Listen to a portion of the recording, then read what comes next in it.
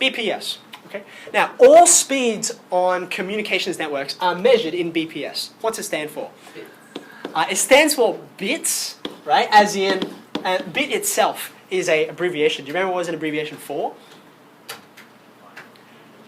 Binary, as in 0 or 1. Digit. So 1 bit is a 0 or a 1. And the PS, because it's a measurement of speed, it's per second. Okay, bits per second. Now, therefore, my question is, how can you use it to estimate how long a file will take to download? Now, here's the tricky bit, okay? You remember, when we store files on a computer, right, we store them in, say, for example, a kilobyte. Okay, a kilobyte. Now, what is a kilobyte? And how does a kilobyte relate to a bit? Now, kilo means 1,000, right? But there are actually not 1,000 bytes in a kilobyte. How many bytes are there?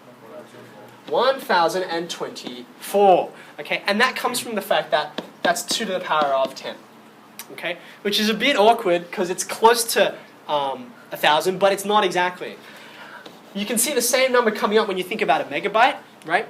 It's 2 to the power of 20. Okay, so I'm multiplying by that lot again. So you get 1,048,576 from memory. If you take 1,024, you square it. Okay. So this is what storing and retrieving units are. Okay. But when you download stuff, it's just thinking about bits. Okay. And bits don't have to come in nice, neat packs of powers of 10. Okay. So for instance, the first modem I ever owned was rated at 28.8. I don't know what was at the 0.8, but anyway. kbps.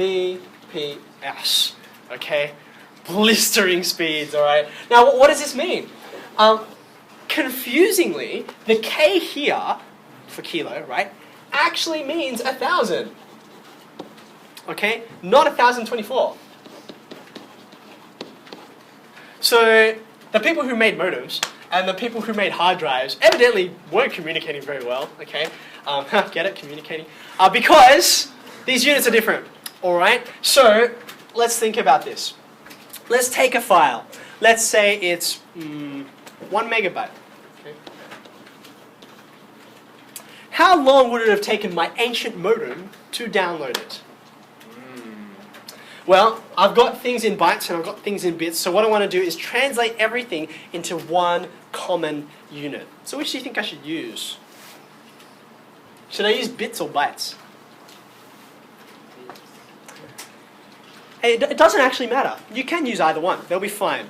I'm going to go with bytes. The reason why is because my numbers will not be so astronomically large. But if you've got a calculator there, either way is fine. When you're in an exam, when you're in the HSC, you'll be asked to do a calculation like this, but they're not actually interested in the number. They're just interested in how you got there. So you won't actually be allowed to bring a calculator in, but you just have to show this calculation, just like I'm doing for you now. Okay? So let's get this all in the same language. This is, we already wrote it, 1,048,576 bytes. Okay, 1 megabyte. Now, what is this? It's 28,800 bits per second. Okay, so bits, bytes. How do I turn this into bytes? Bytes are a larger unit, so I've got to divide by 8. Okay, so I would say 28,800 BPS, right? I'm trying to convert this into bytes just like I've got this in bytes. Is, well, let's do it, shall we? 3,600. Okay, thank you. Wait, exactly? Yeah? 3,600 bytes per second. Okay? So now I've got everything in the same units. That's in bytes. That's in bytes. Now I just have to divide, right? Divide this one by this one. And that'll give me the number of seconds. Now, since you guys do have access to calculators on your computers, can you tell me what the number of seconds is? You divide this many by this many. Someone got it? Am I going to beat you there?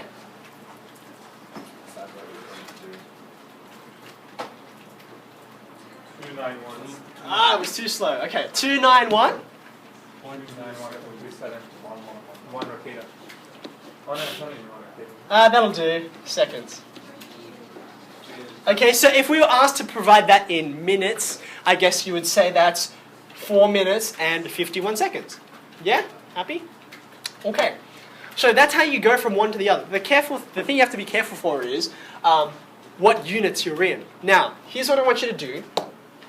I want you to find a website on the internet, and I've given you an example of one, but I actually would like you to purposely find different ones, okay? Find some in Australia, find some in different countries, and so on and so on.